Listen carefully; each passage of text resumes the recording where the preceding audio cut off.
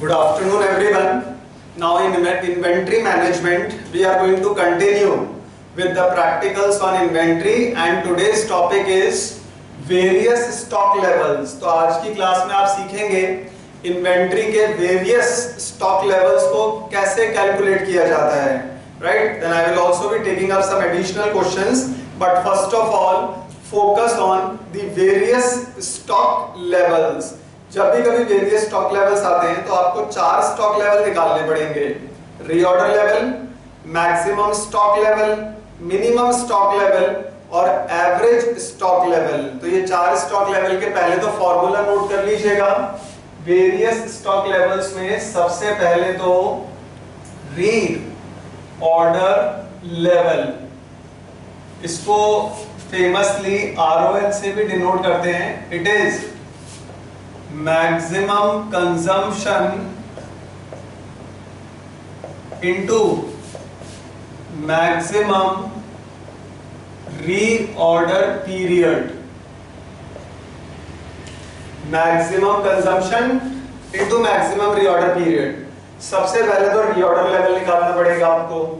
जब reorder level आ जाएगा तो आपको कैलकुलेट करना पड़ता है मैक्सिमम स्टॉक लेवल। फिर आता है इसमें मिनिमम स्टॉक लेवल और लास्ट स्टॉक लेवल है एवरेज स्टॉक लेवल। अब एवरेज स्टॉक लेवल सबसे इजी है, उसके लिए तो आप सिंपली फॉर्मूला अप्लाई कर देंगे maximum stock level plus minimum stock level whole divided by 2. Average stock level is quite easy to calculate. Maximum plus minimum divided by 2. लेकिन ये maximum stock level कैसे आएगा? इसका फॉर्मूला है reorder level plus reorder quantity. ROL का full form ऊपर लिखा हुआ है reorder level, ROQ का फुल फॉर्म होता है reorder quantity। तो ROL प्लस ROQ करेंगे हम रीऑर्डर क्वांटिटी। और कभी कभी किसी क्वेश्चन में रीऑर्डर क्वांटिटी नहीं दे रखी हो तो उसकी जगह पर आप लोग यूज करते हैं EOQ, इकोनॉमिक ऑर्डरिंग क्वांटिटी। और उसको निकालने का फॉर्मूला याद ही होगा आपको, 2 into demand into ordering cost upon holding cost पूरे का स्क्वायर रूट। तो ROQ दे रखा हो, वेरी गुड। नहीं दे रखा हो तो उसकी जगह पर आप पहले EOQ कैलकुलेट कर लीजिएगा और EOQ को ROQ की जगह पे यूज किया जा सकता है। तो मतलब reorder quantity is equal to economic ordering quantity. तो ROL plus ROQ minus minimum consumption, इसमें मिनिमम कंजम्पशन लेना है और minimum reorder period, minimum consumption into minimum reorder period. और मिनिमम स्टॉक लेवल के लिए यूज करते हैं आप reorder level minus normal consumption into normal reorder period. Normal consumption into normal reorder period. एक बार ये फॉर्मूले नोट कर लीजिएगा, फिर आपको बताते हैं कि अप्लाई कैसे करेंगे। Kindly take down all these फॉर्मूले, then we are going to solve a question of various stock levels using these फॉर्मूले।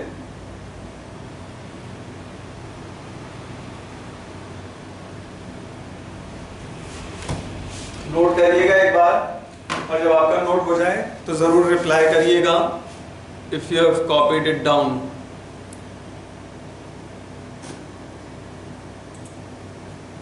एक बार ये चारों फॉर्मूले, बेसिकली चार स्टॉक लेवल हैं: reorder level, maximum stock level, minimum stock level, average stock level, right? Okay, so now the replies are coming up that you have copied it down.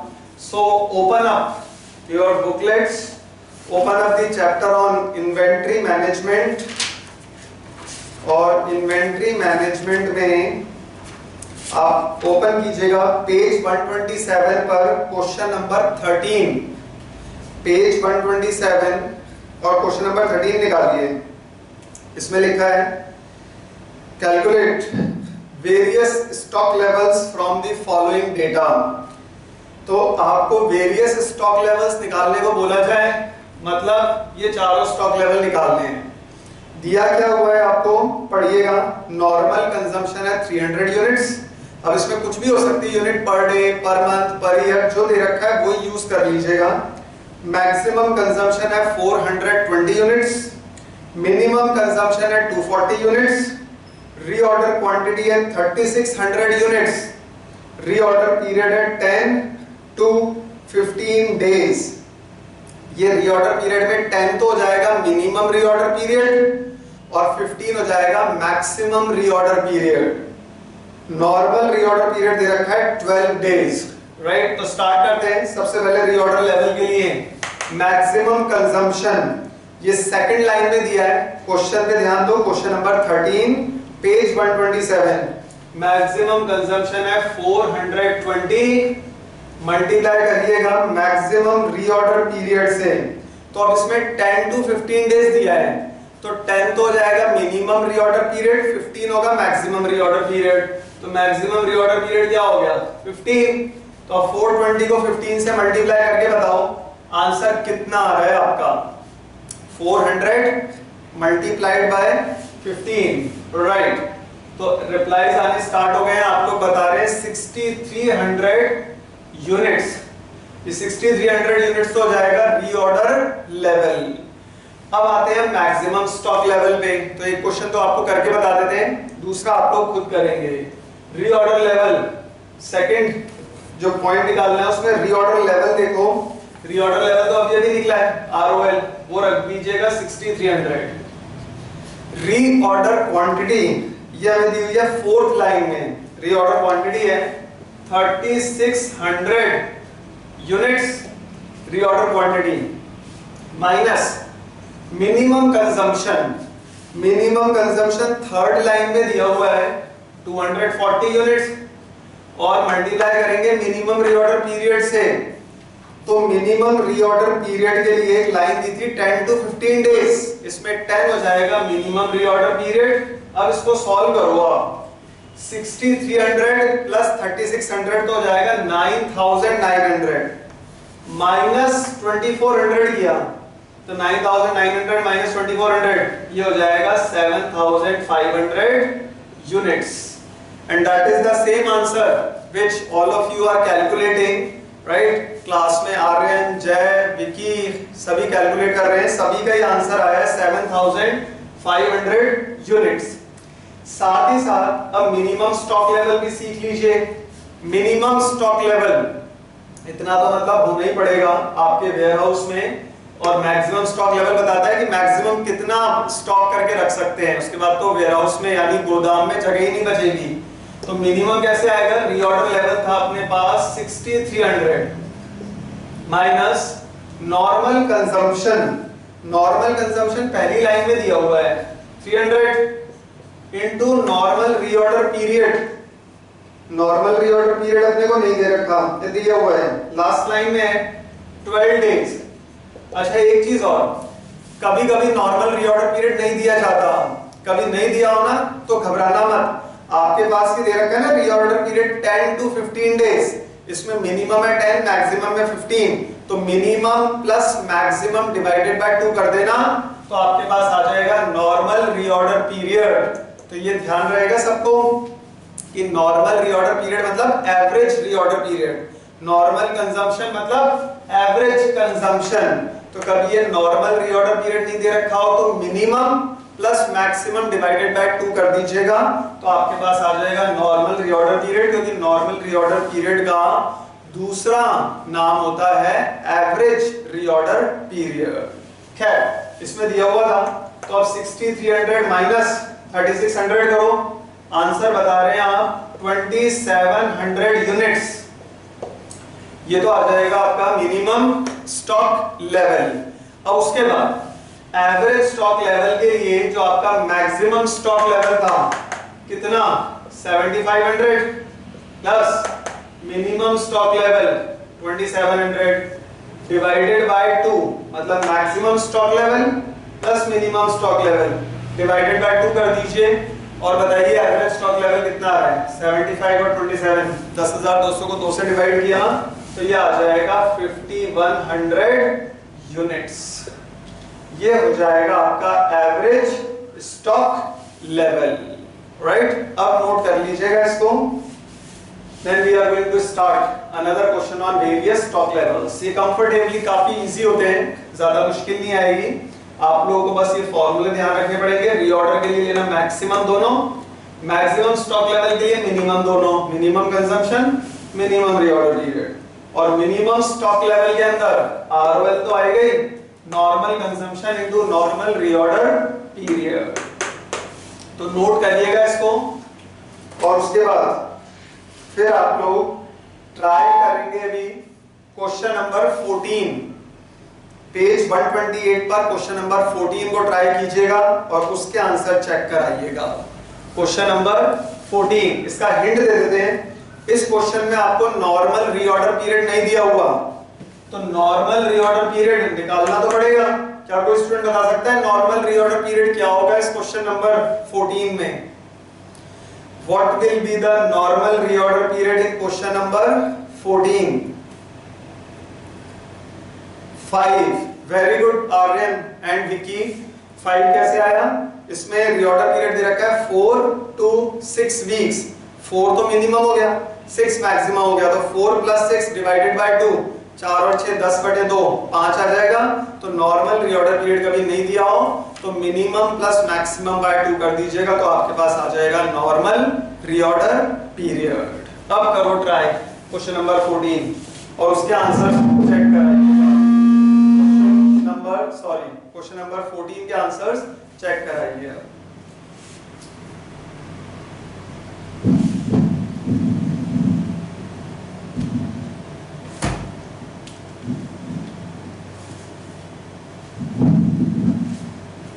Try out question number 14.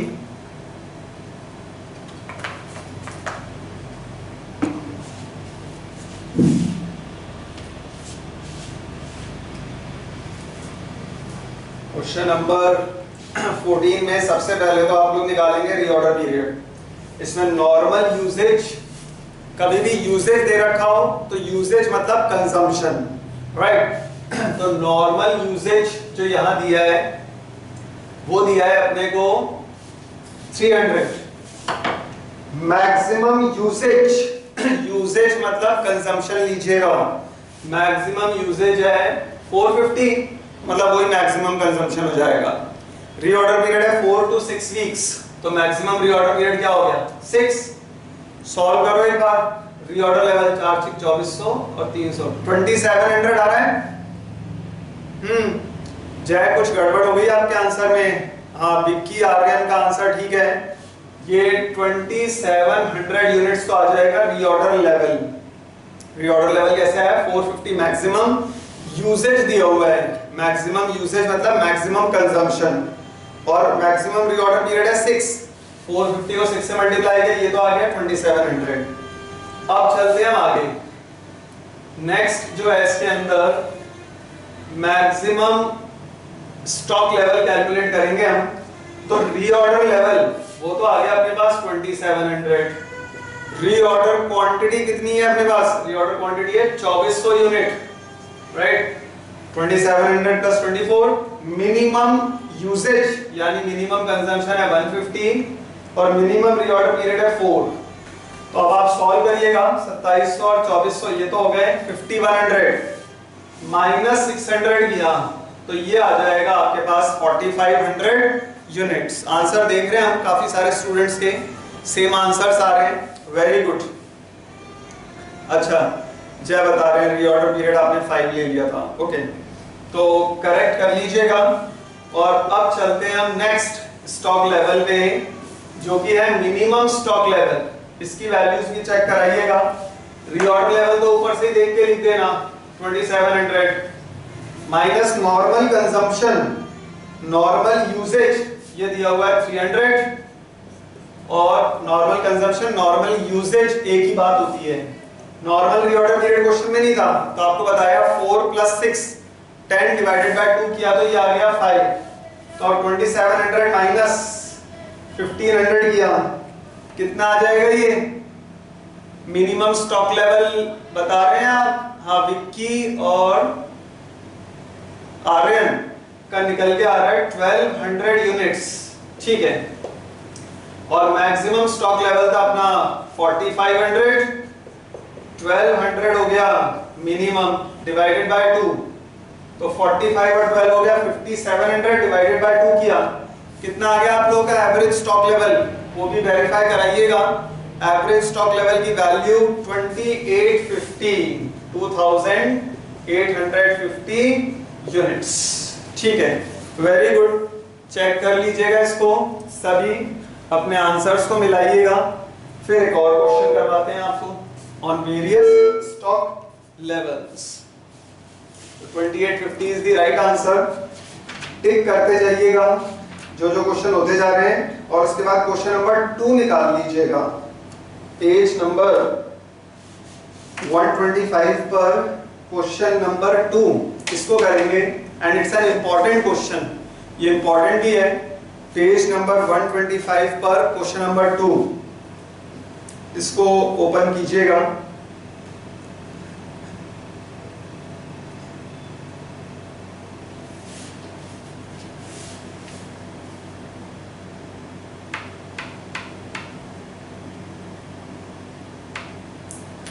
Page 125 question number 2। अब इसका question का वो समझिएगा कैसे करना है। सबसे पहले इशू लिमिटेड, ये क्वेश्चन नंबर 14 तो हो गया है ना सबका। Please do reply if all of you have taken it down.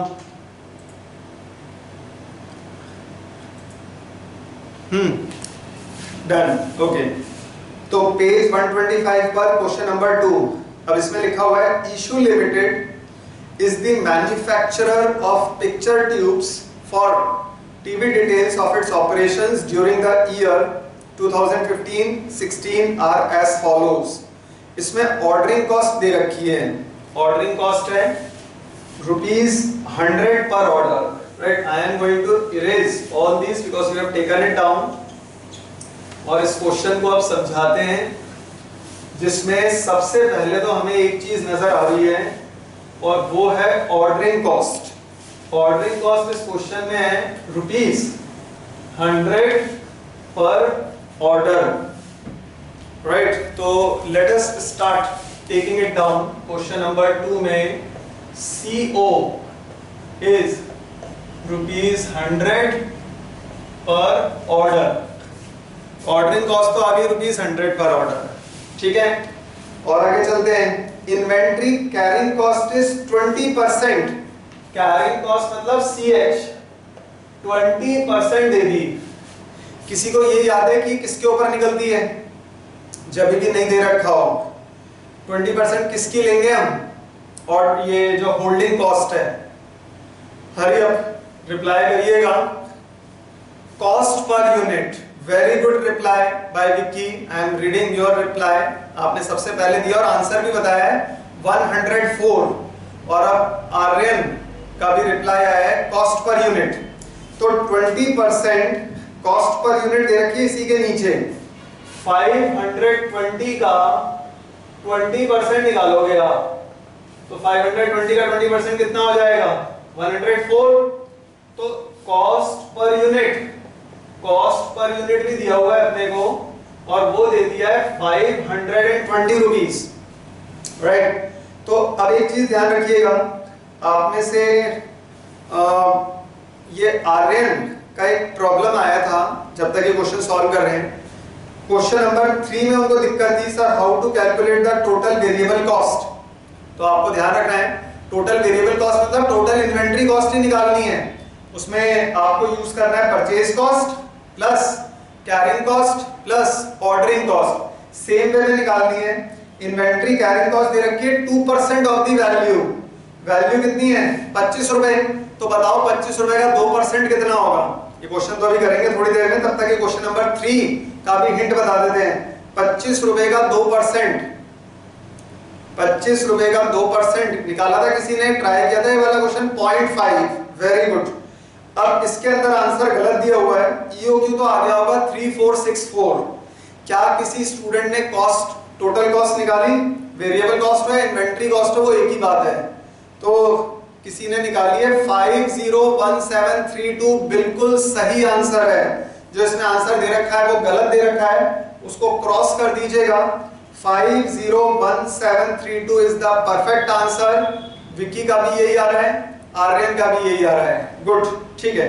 तो क्वेश्चन नंबर 3 पे टिक डाल देना कि वो भी आप लोगों का सॉल्व हो गया। Coming back to this question, cost per unit है 520। अब इसमें मिनिमम यूजेज दिया हुआ है 50 ट्यूब्स पर वीक। तो मिनिमम यूजेज ये है 50 ट्यूब्स, यूनिट्स ही हो गई, 50 units per week minimum usage हो गया है। ओके, मैक्सिमम यूजेज, अब मैक्सिमम यूजेज लेंगे आप। मैक्सिमम यूजेज कितना दिया हुआ है? मैक्सिमम यूजेज दिया हुआ है क्वेश्चन में 200 ट्यूब्स हो, यूनिट्स हो, वो एक ही बात है। मैक्सिमम यूजेज भी है 200 units per week. Normal usages भी हमें गिवन है, नॉर्मल यूजेज वो दे रखा है 100 यूनिट्स पर वीक। और लीड टाइम 6 to 8 वीक्स दे रखा है। तो 6 to 8 वीक्स का मतलब क्या हो गया? मिनिमम रीऑर्डर पीरियड ये तो हो गया 6 वीक्स, और मैक्सिमम रीऑर्डर पीरियड ये हो गया अपना कितना है? 6 to 8 वीक्स। तो कोई बता सकता है फिर नॉर्मल रीऑर्डर पीरियड कितना होगा?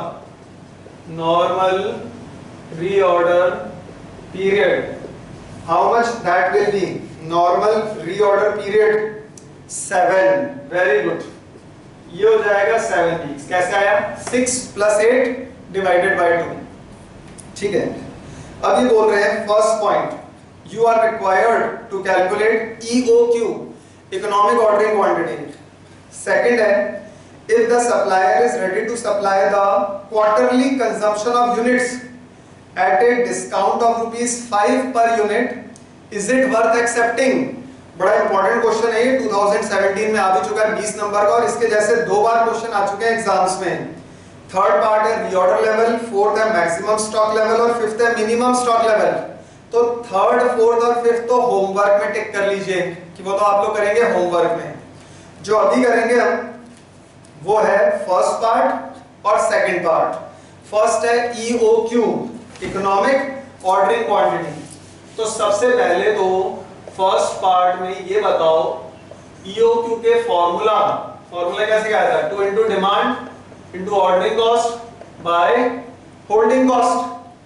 अब एनुअल डिमांड, क्या कोई स्टूडेंट बता सकता है एनुअल डिमांड कितनी है इस क्वेश्चन में? एनुअल डिमांड, और आपको हिंट देते हैं, एनुअल डिमांड निकलता है हमेशा नॉर्मल यूजेज की मदद से। नॉर्मल यूजेज कितना है? 100 यूनिट्स पर वीक। अब हमें चाहिए होता है डी मतलब एनुअल। आर्यन और विक्की ने कुछ कोशिश करी है, थोड़ा सा वैल्यू का हेरफेर हो गया।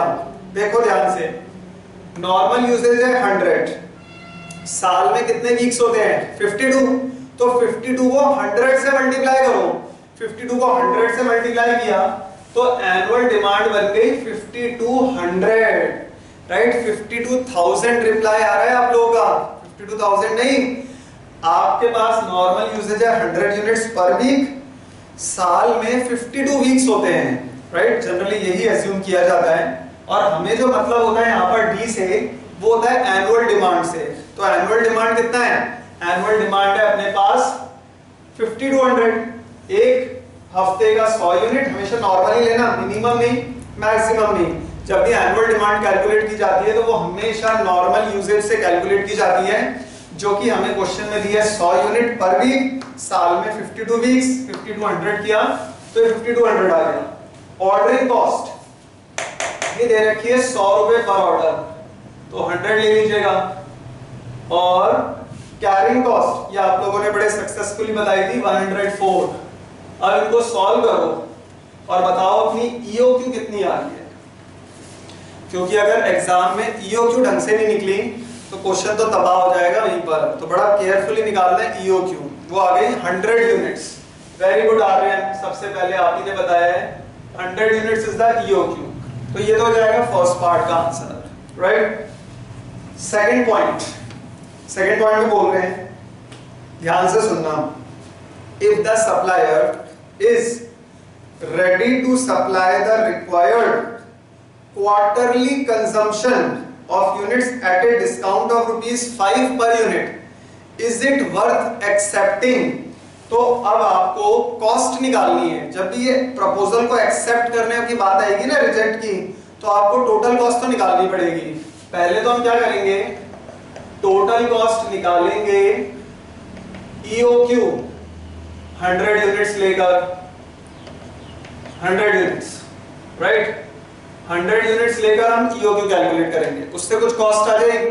फिर हम दोबारा टोटल कॉस्ट निकालेंगे क्वार्टरली कंजम्पशन लेकर।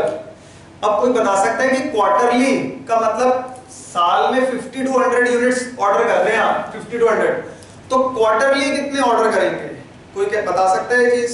1300। Brilliant answer, very good. कैसे आया? सोचो एक बात कि 50 to 100 यूनिट्स हमारा एनुअल डिमांड है।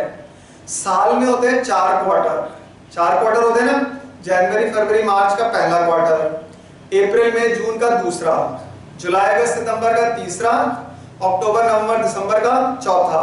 साल में होते हैं 4 क्वार्टर, ठीक है। तो 50 to 100 को 4 से डिवाइड कर दिया, एनुअल डिमांड है 50 to 100, 4 से डिवाइड किया, तो EOQ एक बार में आप कितना ऑर्डर करेंगे? 1300 यूनिट्स ऑर्डर करेंगे। तो एक बार तो टोटल कॉस्ट निकालना, EOQ जो हमारी आई है 100 यूनिट लेकर, और दूसरी बार आपको डिस्काउंट दिया जा रहा है 5 रुपए का, तो हमारी जो कॉस्ट पर यूनिट होगी ना, यहाँ कॉस्ट पर यूनिट वो 520 रुपए थी। 520, हाँ जय बिल्कुल ठीक बता रहे हैं। 520 रुपए में 5 रुपए का डिस्काउंट मिल गया, तो कॉस्ट पर यूनिट कितनी हो जाएगी? 515 रुपए। तो जब आप 100 यूनिट की जगह सीधे 1300 यूनिट ऑर्डर कर दोगे, तो आपको 5 रुपए का डिस्काउंट मिलेगा। उस पर टोटल कॉस्ट निकालिएगा, उस पर टोटल कॉस्ट निकालिएगा। दोनों प्रपोजल्स में से जिस पर टोटल कॉस्ट मिनिमम होगी, बस वही हो जाएगा आपका फाइनल आंसर।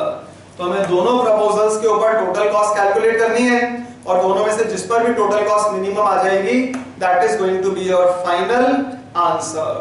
करेंगे कैसे?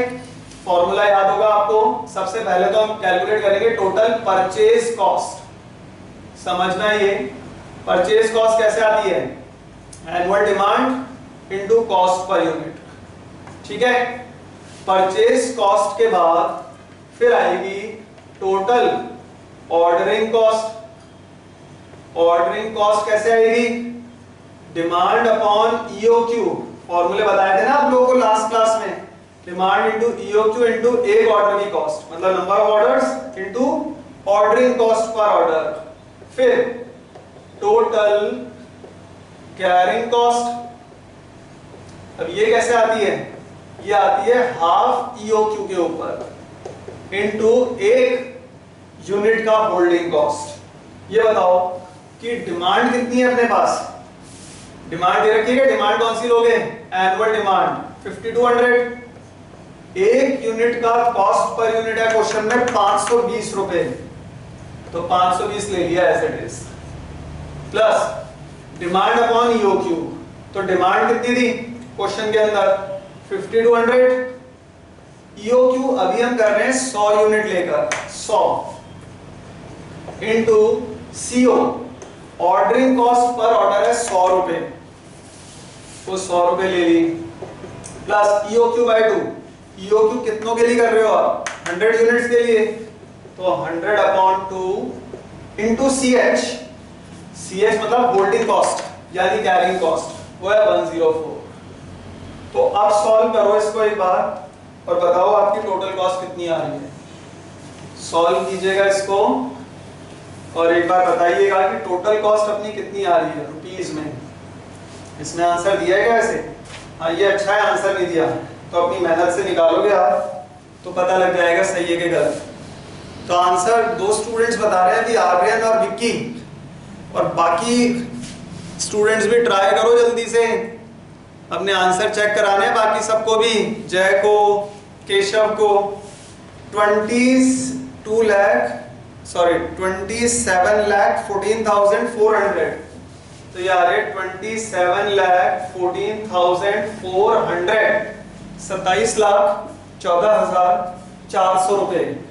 पूरा सॉल्व कर दिया। 27,14,400 और 400 आ रही है अपनी टोटल कॉस्ट। ठीक है, ये तो आ गई टोटल कॉस्ट, यहां लिख देते हैं ताकि बड़ा बड़ा याद रहे। पूरा सॉल्व करके 27,14,400 रुपीस, ये आई है टोटल कॉस्ट जब ईओक्यू सॉल्व किया। राइट, अब सेपरेट कर देते हैं इसको। अब हम टोटल कॉस्ट निकालेंगे जब क्वार्टरली कंजम्पशन, मतलब साल में 4 क्वार्टर होते हैं, जब एक साथ 1300 यूनिट का ऑर्डर कर रहे हैं, तो जो सप्लायर है वो कह रहा है भाई क्या 100 यूनिट के अंदर खेल रहे हो आप, सीधे 1300 यूनिट ऑर्डर कर दो, मैं आपको 5 रुपए का डिस्काउंट दे दूंगा। 5 रुपए का डिस्काउंट बोल रहे हैं ना क्वेश्चन में, तो 520 रुपए में 5 रुपए का डिस्काउंट दे दिया, कॉस्ट पर यूनिट हो गई 515 रुपए। अब देखो कैसे आएगी इसमें कॉस्ट। डिमांड तो वही रहेगी, एनुअल डिमांड 5200 इंटू 520 की जगह ये हो गया 515। 520 तो कॉस्ट थी, 5 रुपए का डिस्काउंट मिल गया हमें, तो 515 ही रहेगी, plus demand upon EOQ, demand है 5200। अब के एक बार में ऑर्डर करोगे आप तो सीधे 1300 यूनिट का ऑर्डर करोगे, इसी रीजन से आपको 5 रुपए का डिस्काउंट मिल रहा है, या आप 100 की जगह सीधा 1300 कर दो। मार्केट में चलती है ना scheme, by one get one free, या ज्यादा खरीदोगे तो डिस्काउंट मिलेगा 10% 20% का, तो यहाँ पर भी 5 रुपए का डिस्काउंट मिल गया। तो आपने 100 की जगह 1300 यूनिट का ऑर्डर प्लेस कर रहे हो, वही ईओक्यू है 1300 इनटू ऑर्डरिंग कॉस्ट तो वही रहेगी कितनी, 100 रुपए, वो 100 ही ले लेना, plus EOQ upon 2, 1300 upon 2, EOQ अब 100 की जगह 1300 है ना। होल्डिंग कॉस्ट, क्या कोई स्टूडेंट बता सकता है कि अब कैरिंग कॉस्ट कितनी होगी? कैरिंग कॉस्ट विक्की बता रहे हैं 103 रुपए होगी। कैसे आया? कैरिंग कॉस्ट तो थी 20%, लेकिन अब 520 रुपए की नहीं लोगे आप।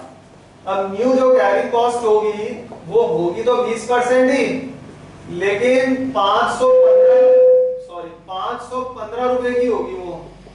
तो 515 रुपए का 20% निकालो सभी अपने अपने कैलकुलेटर से, और देखो कि आपका आंसर विक्की के आंसर बराबर है कि नहीं। 515 इंटू 20% बिल्कुल सही जवाब है आपका, पूरे 103 रुपए आ जाएगा ये, 103।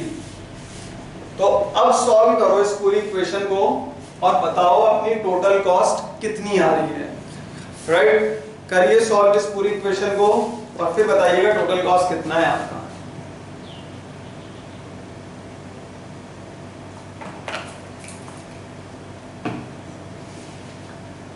हरी अप, सॉल्व कीजिए इसे और फिर बताइएगा टोटल कॉस्ट अलग अलग आ रही है। आर्यन का अलग है 27,46,000, उसके बाद आपने एक और रिप्लाई दिया है 27,45,350 रुपीज, 27,45,350। चेक करो एक बार सबका यही आ रहा है कि नहीं। पहले तो 5200 को 515 से मल्टीप्लाई किया, ये तो हो गई 26,78,000, ये तो इसको सॉल्व करके आ गया, प्लस ये आ गया 400 रुपए केवल, और ये आ जाएगा 650 इंटू 103, 66950। तो 66950 प्लस 400 प्लस 26,78,000, 27,45,350। बहुत सही निकाला है आप लोगों ने, 27,45,350। जय का भी बिल्कुल परफेक्ट आंसर है। तो आपने देखा इसका तो आ रहा है 27,45,350, और ऊपर वाले प्रपोजल का है 27,14,400। तो दोनों में से टोटल कॉस्ट कम किसकी है? ईओक्यू मॉडल की। तो आप बता देंगे EOQ proposal will be selected and this discount proposal will be rejected. अपने वर्ड्स में लिख दीजिएगा कि the proposal having discount of 5 rupees will be rejected because the cost is greater. Simple words में लिख सकते हैं the proposal having discount of ₹5 will be rejected, right? तो इन्वेंट्री मैनेजमेंट ये चैप्टर तो आज यहाँ कंप्लीट हो जाता है। अब आप इसका जो CDE पार्ट है वो तीनों होमवर्क में करिएगा। Reorder level, maximum consumption, minimum consumption, उनके लिए बहुत इजी फॉर्मूले आप लोगों को बताए, उनको अप्लाई करना और आंसर्स निकाल दीजिएगा, राइट? तो inventory management it's a very very important chapter और कई बार क्वेश्चंस आए हुए एग्जाम्स में, पूरे 20 मार्क्स के इस तरह के क्वेश्चंस जरूर देख लीजिएगा। और वो क्वेश्चंस जो हमने पिछली क्लास में कराए थे जिसमें बड़ी सारी ऑर्डरिंग कॉस्ट थी, बहुत सारी कैरिंग कॉस्ट थी, उनको रिवाइज कर लीजिएगा। और कोई भी क्वेरी हो, कोई भी प्रॉब्लम हो, you can always ask it. आप पूछते भी रहते हैं, यहाँ पर भी देख लीजिए, कोई भी दिक्कत हो तो आप लोग उसको पूछ लीजिएगा।